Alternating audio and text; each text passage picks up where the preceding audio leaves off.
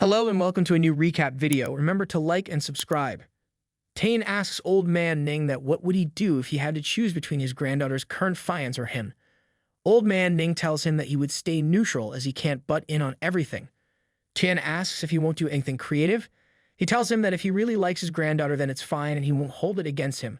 But if he plays with Siki's feelings then he will not spare him even if he is so kind to the Ning family.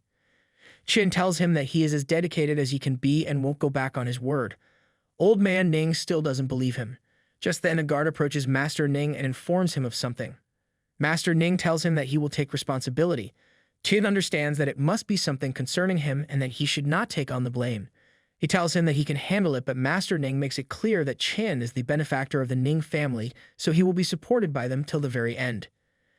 Tian feels happy that old man Ning always repays him with such kindness and his effort on him truly paid off. Master Ning bids farewell to Tian and tells him that he needs to investigate himself as well since his fingerprints were found on Tian's body. Even Lu is suspicious, so he needs to be alert.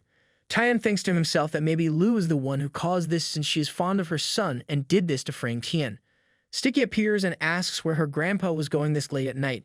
He tells her that he will be out for a while and that she should chat with Tian while he is away. He leaves saying that it's not good to bully an old man like him this late at night. Both Tian and Siki didn't seem to understand what he had meant. Tian asks Siki if she had run into trouble again, but Siki tells him that it must have been Tian who caused something and now her grandpa is going to fix it. She asks what they were talking about, to which Tian replies that he had asked her hand in marriage from her grandfather. Siki asks if he is serious and Tian tells her that it's the honest truth, which makes Siki blush like crazy. She thinks that this is bad and that she already has a fiancé, but since Tian likes her so much, this will get really weird. While she's flustered, Tian pocks her and asks why she isn't talking, but this makes her even more embarrassed and she runs away like a cat. In all this, Tian thinks that he is all alone now since old man Ning and Siki both are gone, who will send him home. Tian is flustered. He asks the guard if he will give him a ride, but the guard replies that he is on duty and cannot send him home. Tian is left with no choice and decides to walk home. He is a bit mad that old man Ning lives so far with no bus or taxi stop in sight. He thinks that they couldn't at least send a driver to take him back in the middle of the night. Just then, he hears a car honking at him and it drifts right in front of him and stops. A stunning girl who's driving the sports car asks if he is Tian. Tian thinks that this girl is super hot and looks very seducing. He acts like a gentleman and replies that he is Tian and that he did not expect such a beautiful girl to know his name. She is flattered and tells him to call her ma'am. She tells him that she can give him a ride since he seems to be all alone. He accepts her offer and asks her to drop him at the security bureau. She compliments him saying that he is acting quite good and they speed off. On the way, Tian asks her that he does not know her and that how does she know her name. He even asks what she wants in return for the ride. She replies to him that everyone knows who he is since he is the creator of the beautifying pill. She tells him that this ride is not free and that she will ask something in return. She tells Tian that she is a woman who loves beauty, and since she is dropping him off, he can at least repay her. Tian tells the mysterious woman that she is so beautiful and she does not need the pill. If she intends to take the pill, then her beauty might kill innocent guys like him.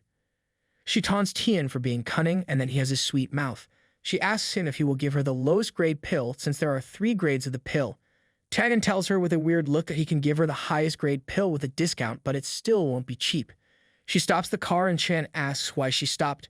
She replies that is he sure to charge her since she is driving him and that she can drop him here where almost no people pass by. Tian gives up and agrees. He thinks to himself who this woman really is. She offered him a ride and even though she drives such an expensive car, she can't spend 100K. She drops him and Tian tells her the pill is worth 100K and even though the fare for her dropping is not that much, she can at least tell them her name or give her phone number. She takes the pill and tells Tian that if fate wishes they will meet again and drive off. Tian thinks that this transaction was definitely a loss. The mysterious woman calls someone and tells them that she's got the goods and that they should be ready. At the time in the bureau, Miss Cheng asks Xia what happened to Tian and she learns that he was taken away by the military. Xia tells Miss Cheng that Tian has already made the bureau look bad, so if he shows up again, he will be in a lot of trouble with her. Just then, Tian appears and asks what made Xia so angry. Miss Cheng just then rushes over and hugs Tian as she was worried for him. Tian feels bad that he made her worry so much again. Cheng asks if he is hurt, but Tian tells her that no one can hurt him and she knows her abilities more than anyone. Officer Xia, on the other hand, says with a concerned look that he can go and fool around with the women of the major families while the security bureau collapses behind him so nothing can faze him.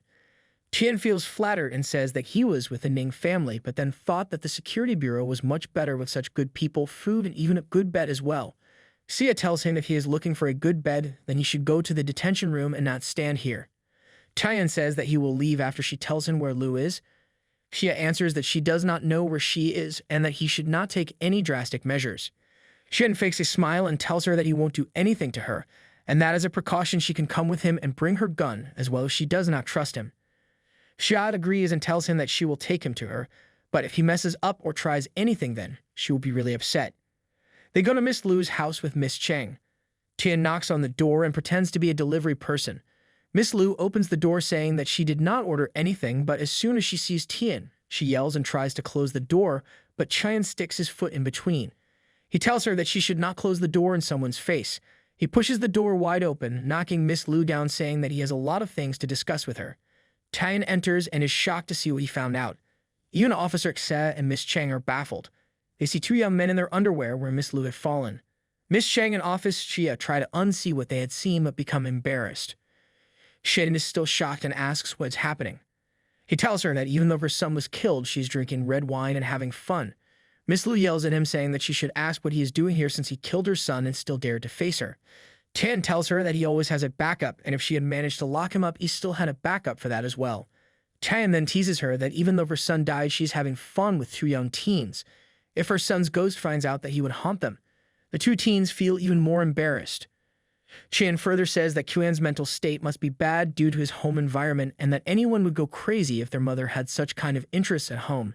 Miss Lu yells at him and says that these two teens are maintenance workers and they are dressed this as they were fixing the bathroom.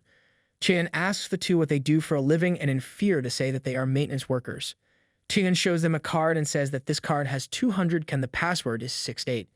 He will give them this card if they tell him their true identity and why they are here. Both the teens think about it, and one of them says that they are male prostitutes and they are here to serve Miss Lu. Tian laughs like crazy while Miss Lu is embarrassed as hell. Tian adds more fuel to the flame and offers them one more card asking how Miss Lu acquired their service. Do they take turns or can she handle both? The other teens accepts the card and tells him that she likes them together. Tian laughs even more, saying that Miss Lu has some endurance and she keeps things exciting. Miss Lu yells at them, saying that they all should get out of her house right now. Tian quickly grabs her mouth, saying that if she wants real excitement, then her journalist friend can make this matter a real interesting story. Miss Lu feels terrified and tells him to stop. She asks Officer Xia to help her since Tian is using violence and that she should protect her. Officer Xia looks away, saying that she does not see any violence and she does not know what she is talking about. Miss Cheng tells Miss Lu that her son's death was not worth all this. Tian asks Lu who had ordered her to harm him and how his fingerprints get on her son's body. Miss Cheng steps in as well and tells her to sober and tell the truth. They will find out sooner or later and that she should just give up and stop being a pawn. Miss Lu is terrified but still says that no one ordered her, that Tian was the one who killed her son and that he's a murderer. Just then a bullet flies through the window and kills Miss Lu. Miss Cheng is shocked and can't move. Even the teens are baffled and scared for their life. Miss Cheng can't believe it. Just then, Xia runs and grabs them both. They hide behind the stairs and tells them that this is a blind spot and the shooter won't be able to aim here. Officer Xia even tells the teens that they don't need to be scared since they are in a safe place and they should just stay and not move. Tian is concerned for Cheng since she is starstruck and senseless after what she witnessed. Tian thinks to himself that the opponent is very tough and that he should not underestimate them. Later, after they get home, Tian tells Cheng to relax and that now they are safe. She should sleep with ease and not be worried. She grabs Tian as she is still scared. Tian tells her to take this calming pills that will make her feel calm and she will fall asleep easily. Cheng takes the pills and falls asleep instantly. Tian tucks her in, thinking that any normal man would be shocked to see such a scene. He leaves and hopes she is better when she wakes up. A few hours later, Tian hears a scream and wakes up. He rushes to Cheng's room and asks what happened. He sees Cheng all flustered and in fear. He holds her while she cries and tells her that he is here and that she does not need to be afraid.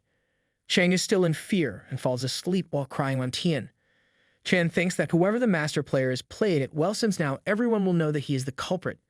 In the morning, Cheng wakes up and sees that Tian is cooking. He tells her that he is making breakfast and it will be ready soon. He sets the tables for them to eat. Cheng finally says something and tells Tian that they should stop selling beauty pills. Tian asks why they should do that. Cheng cries and tells him that she will find a job and earn enough for both of them, and that he should stop making and selling these pills. She thinks that one day, due to this, Chan may be killed like Miss Lu. He was about to be killed once before by car as well.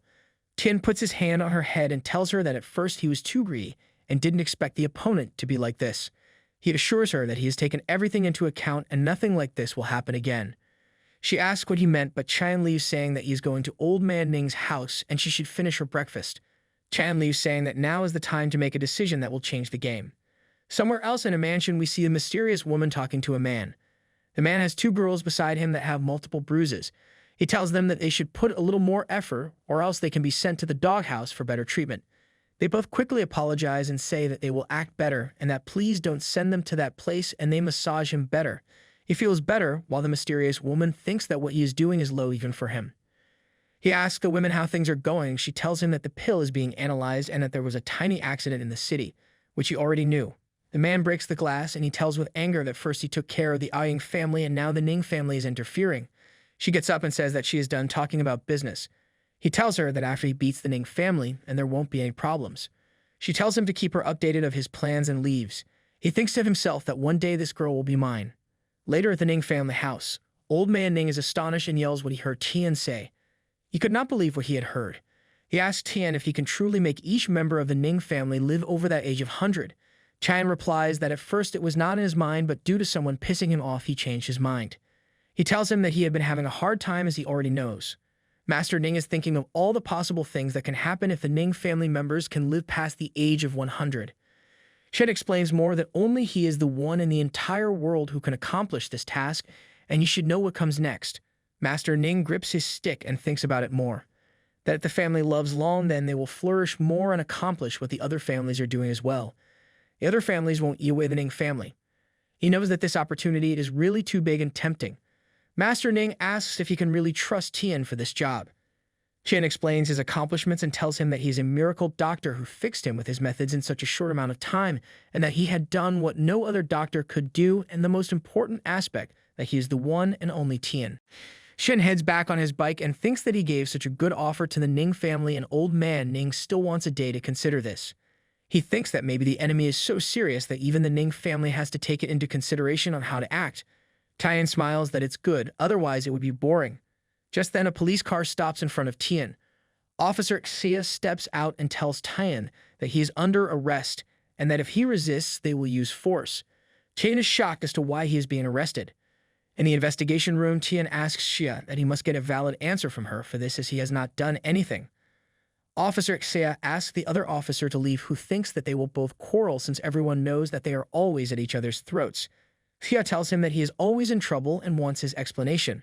She tells him that the sniper that killed Miss Lu turned himself in and told them that Tian was the one who paid him to do it.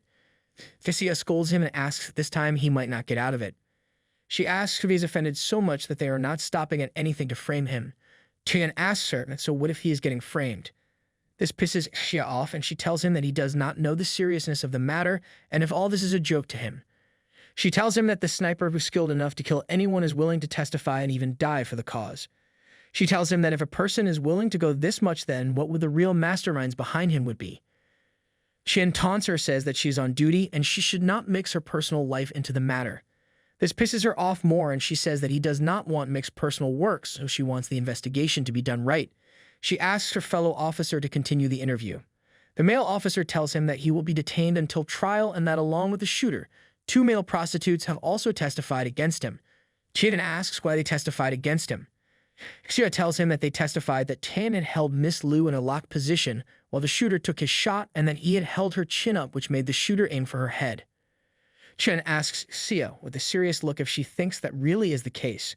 Xia tells him that they could have been instructed by someone even though he humiliated them and bribed them. Chen feels astonished and laughs. He thinks that whoever is behind this does not care for the beauty pills or lobsters, but in fact, it is something else entirely. Chen grins and thinks that this world does not bore him at all. Chen asks Officer Xia that they all are pointing towards him, then she should let him meet them since he was the one who seemed to bribe them. Since this is an investigation, he can talk to them and find more information himself as he is the one under fire. Xia feels offended and tells him what she provided was not enough and that she investigated so much, but he does not approve of it. Tian says with a menacing tone that to tell him clearly. Xia feels the aura and the intent behind Tian's words. She compares the aura to those of murderers and those who were given the death penalty. She is shocked and can't breathe since his aura is so extreme. She thinks that how can he have such a menacing aura since he isn't a criminal? Shin asks if he should repeat himself while glaring at her. Xia hesitates and tells him that for the security of the witnesses, she has to ask the Bureau for instructions. She calls ahead and gets the all clear. She asks Tian to join her. In the prison, Tian sees a person and asks him why he wants to harm him. He says that he is just telling the truth. Tian says that he is fine with the explanation and asks to leave. Xia asks if that is only what he needed.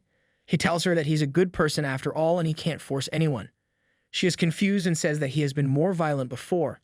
He tells her that he just wants to figure out that before he dies he knows who is going to die with him and asks to see the other two witnesses. Both of them are shocked to see Tian approaching them. Tian says that he just missed them and he steps closer to them. They tell him not to come closer and they fall backwards. They are terrified and tell him to step away. He calls them shrimps and walks away saying that he's all done here.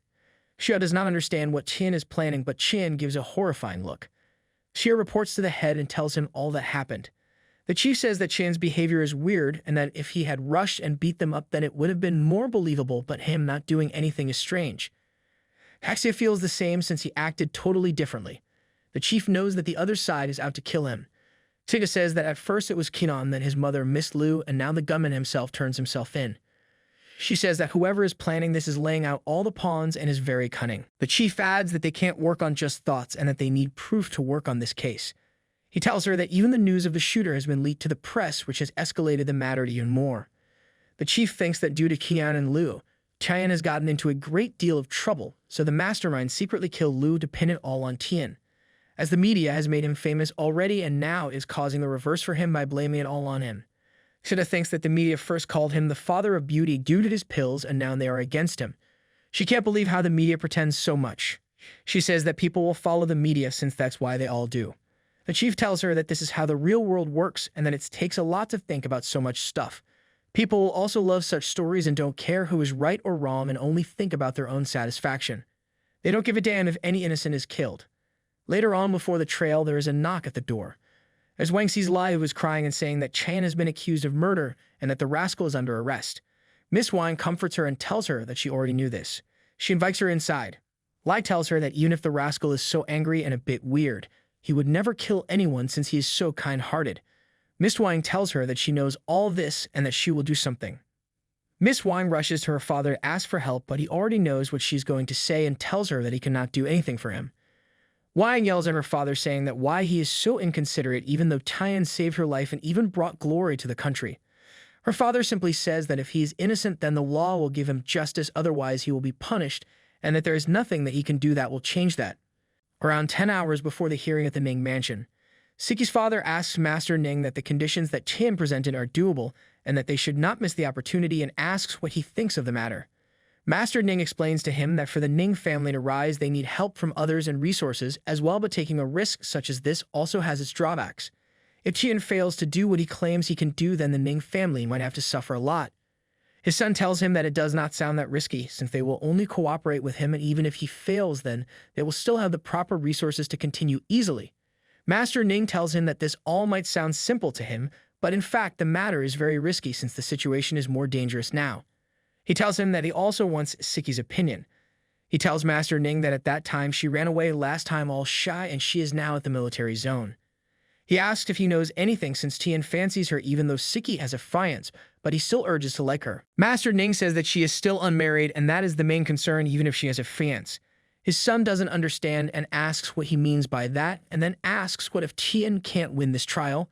Master Ning clearly tells him that he will be saved and the Ning family will not avoid the cooperation since he has been so kind to the Ning family. Master Ning thinks to himself and wishes that somehow Tian gives him a sign to bring back his confidence and make him believe in his words. 8 hours left in the trail and back at Cheng's home. Hao is there to meet Cheng. She asks how he has been. Hao simply starts by saying that if she knows that Tian is being arrested again for his crimes. Cheng tells him that she already knows all this and that he is being framed. Hao keeps on saying that she misjudging him and that he is not as simple as she thinks. He tells her that she should not believe in his appearance and she has no way of finding out what lies in his heart. She asks Hao what he is implying. He tells her that he found some evidence accidentally and that she should see for herself. Cheng takes the envelope and views all the photos, leaving her shocked. She sees countless photos of Tian with Yu in bed, which leaves Chang speechless. Hog tells her that he did not want to reveal all this to her, but he had to show this to her as proof since he did this to his sister. Chang replies that she still believes him and will ask him for justification. Ho gets mad and gets up. He tells her that even though the evidence is in front of her, she still refuses to believe all this. Chang tells him again that she believes Tian. Ho gets pissed and cannot believe all this and leaves. Just 5 hours before the trial, Yu appears and meets Tian. She tells him that she wanted to meet him face to face, but the circumstances have not been the same. Tian laughs and says with a smile that he thinks that Yu fancies her, and instead of a talk, she wants a date with him in the detention room. Yu is glad that Tian is still the same insane person as always. Tian tells her that he will always be the same even if the real culprit hides and waits for him to lose control, which will never happen. Yu would never lose to a coward. Yu asks if she can help him in any way and thinks that Tian must have a plan since he never backs down. He smiles and tells her that for now he does not need any help and she should just watch the show that he is preparing. He asks that she only prepare a banquet when he comes out. Yu smiles and tells him that she will give him a huge banquet and celebrate his victory. Before 3 hours of the trial, Wei enters the room and tells him that it pains her to see him like this and her heels have worn out because she had to walk so much. Tian calls her a greedy woman and that she deliberately came at the last moment to ask him something in return. She goes and sits in Tian's lap saying that he thinks too high of her and that she was not calculating since she knows that Tian already has a plan as he is already sitting so casually. He calmly tells her that what can a simple citizen like him have up his sleeve, and he believes that the law will give him the justice that he deserves. The time of the trial arrives and Tian enters with the guards. Everyone is sitting and waiting for him. Xia tells Chang that she was not able to find a single clue in Tian's defense and that she was at a dead end, yet Tian is still smiling. Chang tells him that maybe he has a way to deal with it. There's Wang and Li Wan are also worried about the trial. Yu, on the other hand, thinks that the 2 days since Tian was in custody went by so fast, and that she could not believe how all this happened and that no ordinary person could be behind this. She ponders and thinks who would be behind all this. The judge approaches and the trial begins. Late Miss Lu's lawyers asks Tian if he admits to murder of Miss Lu. Tian asks if he is stupid. He tells him that he should answer with yes or no only. Tian replies no, and the lawyer asks if he had any grudge against the last Miss Lu. Tian calmly says that he has a grudge against him because he looks so unpleasant. He tells him that if he kills himself by smelling his own foot odor, then we still blame him for this. Everyone in the court starts to laugh. The lawyer lashes at him and tells him that he does not have smelly feet and that he should only answer with a yes or no. Tian replies with a no, and then the lawyer explains that at first Tian pushed Qian down the stairs and killed him, and later on he planned to kill Qian's mother, Miss Lu. Tian mocks him and asks if he got his lawyer degree from his connections and if he knows what he is doing. He then again mocks him, saying that if he had gone back home and smelled his stinky feet and died, would that still label him as the one who planned this? The lawyer gets mad and tells him that he will sue him for bad conduct. The judge orders Tian to be serious in court and to take this trial seriously.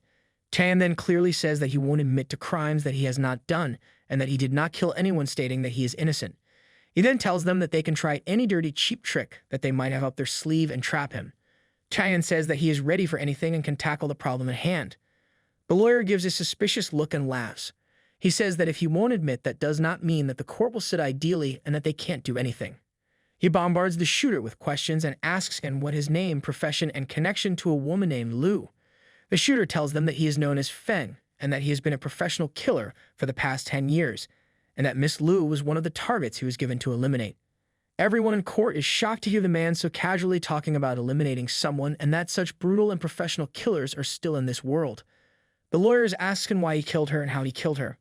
The lawyer thinks that this case is as clean as water since they forged all the evidence. The shooter tells the lawyer that he shot Miss Lu in the head from the apartment across the street to her home and that he was paid $200 to kill her. The lawyer asks him about who gave the order to kill Miss Lu and if he is present in this room. The lawyer thinks that this is a piece of cake. The shooter replies that he does see the person here. Everyone is shocked to hear the testimony and that the shooter is about to reveal the real culprit. They all think that if the killer is personally testifying, then it for sure is credible. All the girls are restless and don't know what to do and are scared to see the result. The lawyer asks the shooter to point the culprit out. The shooter slowly raises his hand and tells them that the person who hired him to kill Miss Lu is in fact. The lawyer urges him to point out the person who paid him to kill Miss Lu. The shooter is about to point towards Tian when he suddenly bleeds from his mouth and then coughs blood. He collapses to the ground, leaving everyone in shock. Everyone is freaked out about what just transpired and some try to call the ambulance, but it was too late since the shooter had died. Tian, on the other hand, smiles and thinks that the best way to get rid of a problem is to eliminate it entirely. Everyone sees the body and calls a doctor to help him. The doctor quickly arrived and saw him. They explain that he is in fact dead, and for finding the cause of death, they would need to examine the body. Xia is astonished and thinks how could the most valuable person to the trial just die like that, and what is actually happening. The lawyer calls Tian lucky, saying that fate saved him from this, but he tells him that the defense has 2 more witnesses and that they will testify against him as well. Just then, a guard reports to them that the 2 witnesses also had suddenly died as well. The lawyer is freaked out and can't believe how all 3 witnesses could die so suddenly at the same time. Xia thinks that Tian conspired this as he had asked to meet the witnesses once. The judge gets up and declares the case as a retrial since the witnesses seem to have died due to bizarre reasons. Meanwhile, the mysterious man breaks his phone out of anger and yells that Tian got away again. He calls all of them waste and useless since they could not take down one man. The girls quickly rush over and start to clean the stuff he broke. He stares at them and then kicks one of the girls, saying that he had not asked them to do this. He tells them if they are looking to die by his hand for acting smart. They tell him that they are sorry and to forgive them. The man picks up a knife and says that he is really upset now and wishes to play with them. He begs him to not do anything, but he shows his evil smile and says that they will have some fun now. Back at the trial, a few common people thought that this was an omen from God and that Tian was innocent and was sent from the sky to help them. They think that God killed the liars so that they could not lie. They start praising him like an angel. The wise people think that maybe the support behind Tian was the one who caused all this, and they decide to establish some relation with Tian that would benefit them as well in the future. A lot of high people get the call about the banquet the youth set up to celebrate Tian's victory, and they all think that Aoying family and Tian have good relations. At the Crescent Club, everyone cheers for Tian's victory. They all sit and dine. Tian starts to drink like crazy and is glad that he is free from the crumbling detention room at the bureau. Xia feels offended and tells him that the detention room is up to code and she won't tolerate anything against it. Tian laughs and apologizes that he went too far and will punish himself with another cup. There is a knock at the door and a lot of high and wealthy people come to congratulate Tian. They all try to introduce themselves. Some had met him at Ouying's birthday and some had contacted Miss Cheng about the beauty pills. Tian asks Yu who these people are and what they are doing here. Yu tells her that they are here to build a relationship with Yu and he can do what he wishes with them. Tian gets up and yells that he is super happy today and all the guests here are welcome to come and drink. After a few hours, when Tian is completely drunk and he mumbles that everyone is the same today, no matter who is inferior or superior. All the girls look at him nodding off half drunk. Yu says that since Tian is so drunk, she will take the liberty of dropping him off since they go in the same direction. Late at night, Yu takes Tian to his room and tells him to not request drinks and just quickly fall asleep. But Tian, in his drunken thoughts, grabs Yu and pulls her into bed with her. Yu yells at him to let her go. She can't set herself free as Tian's strength is too much. She gives up and lets things be as they are and sleeps on top of Tian. The next day, old man Ning laughs while reading the paper and calls Tian black-hearted as he managed to kill 3 witnesses at the same time. He says that with such tactics, he is on his way to become a master himself. His son asks Ning that even he is curious as to how he did it. He wonders what other tricks Tian has in his bag. Old man Ning tells him that not only him but others are curious about him as well. They all are waiting for an opportunity to establish things with him. The son asks if the Aoying and the Sitter family are looking to go after Tian as well. Old man Ning tells him that it is actually quite funny that Tian was approached by charming girls from both families, and yet the boy is cunning and quick like a ghost. He made a mockery of all of them. He thinks that they don't know what they got into. The son tells his father that seeing Miss Chan's value has changed, and now he is not seen as just a miracle doctor or a businessman, but as a competitor that has more value than an entire army. He says that the rest of the families will definitely try to offer him a deal.